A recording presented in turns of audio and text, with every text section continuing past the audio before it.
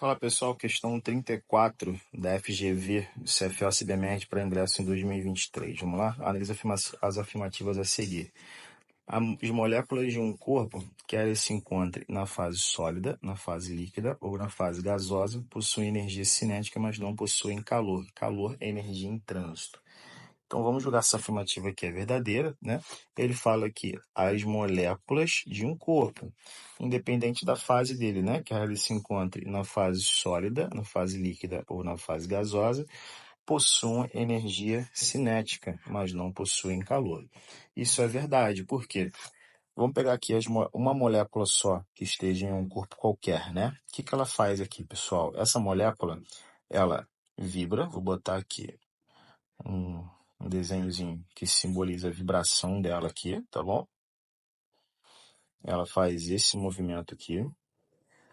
E ela também tem o movimento de translação, né? Ela anda para todos os lugares aqui. Então, ocasionalmente aqui, ela bate em outras moléculas que estejam também vibrando. Se ela estiver contida em um recipiente, ela vai bater na parede do recipiente e vai voltar, não é isso? Então, essa molécula, ela possui energia cinética.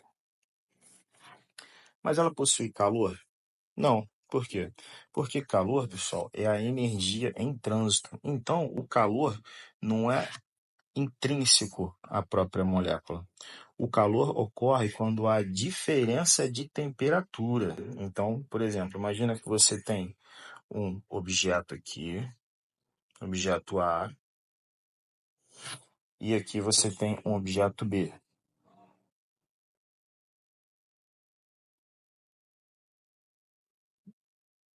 A temperatura de A, vamos dizer que ele é maior do que a temperatura de B, tá? Então quer dizer o quê?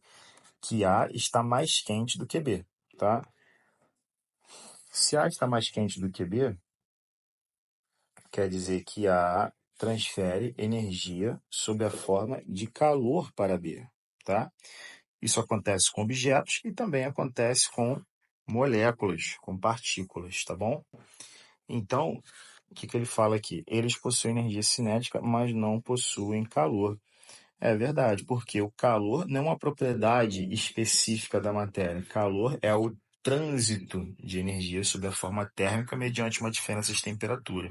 E ele continua falando aqui que calor é uma energia em trânsito, beleza? Então, o primeiro item aqui a gente vai marcar com verdadeiro, tá? Tá certíssimo. Vamos para o segundo item aqui, vou apagar para dar uma limpada, beleza? O que ele fala no segundo item? Quando a energia cinética de um corpo varia, a energia cinética média de suas moléculas também varia. Consequentemente, ele cedeu ou recebeu energia, mas não necessariamente calor. Então, vamos parar por aqui, a gente vai destrinchar um pouquinho essa parte. Nós temos aqui um corpo que está inicialmente parado, né? Então, as moléculas no interior desse corpo, elas vibram. Elas vibram, possuem uma energia rotacional, translacional também, elas estão aqui, elas são solidárias a esse corpo. Se esse corpo, por algum motivo, é deslocado, se ele possui uma velocidade, ele adquire também uma energia cinética, beleza? Porque energia é massa vezes velocidade ao quadrado dividido por 2, tá bom?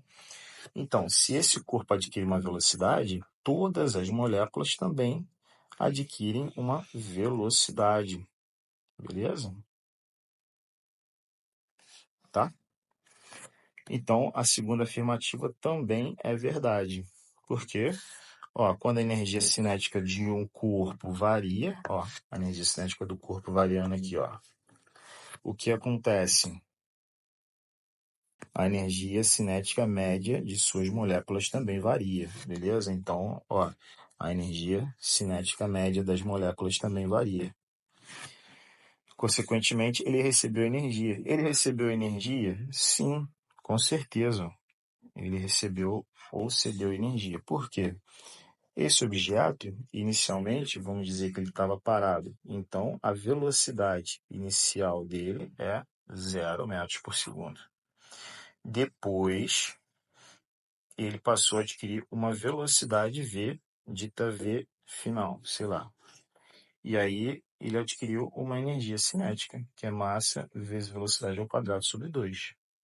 Qual que é a energia cinética inicial? A energia cinética inicial é massa vezes 0 elevado ao quadrado sobre 2, que é 0, tá bom? Então, aqui, claramente, ele sofreu uma variação de energia cinética, tá bom? Isso quer dizer também que cada molécula dele, cada partícula dele, também sofreu uma variação de energia cinética.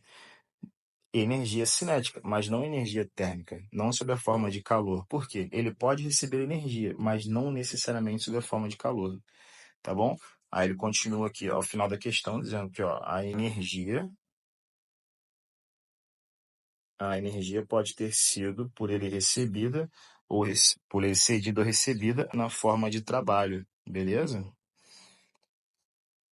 Então, a segunda questão, o segundo item da questão 34 está correto também, beleza?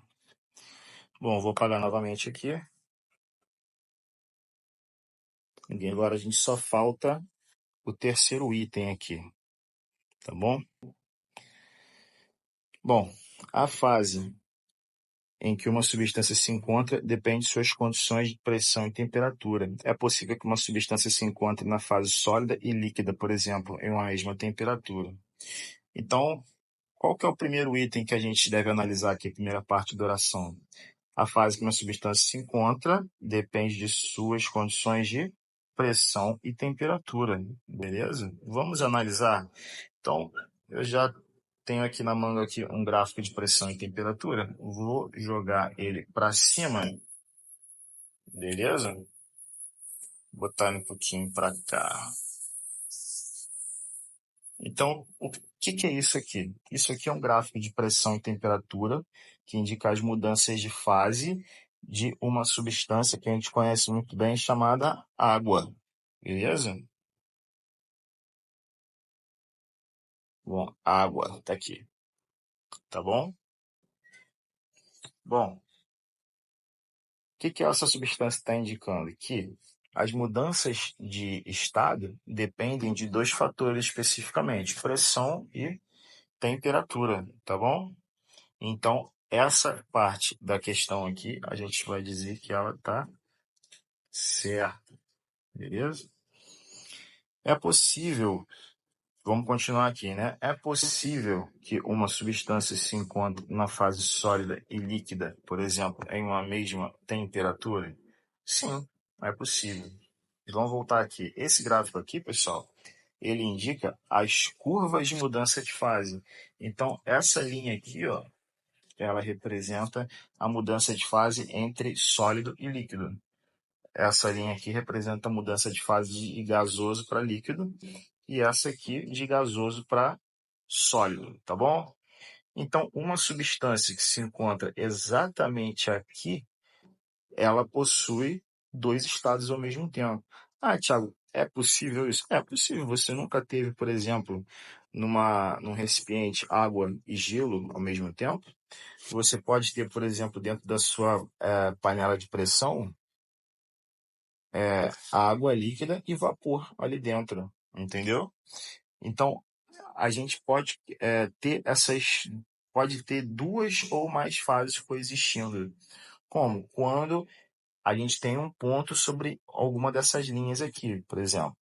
Nós estamos aqui, ó, a pressão de 1 atm, tá bom? Pressão de 1 atm sobre essa linha aqui. O que pode acontecer aqui? Por exemplo, se eu tiver água a menos 20 graus Celsius, eu tenho gelo. Se eu tiver a menos 10 graus Celsius, eu tenho gelo. Mas se eu tiver a 0 graus Celsius, eu tenho o quê? Eu tenho uma transição de sólido para líquido, de gelo para água líquida, tá bom?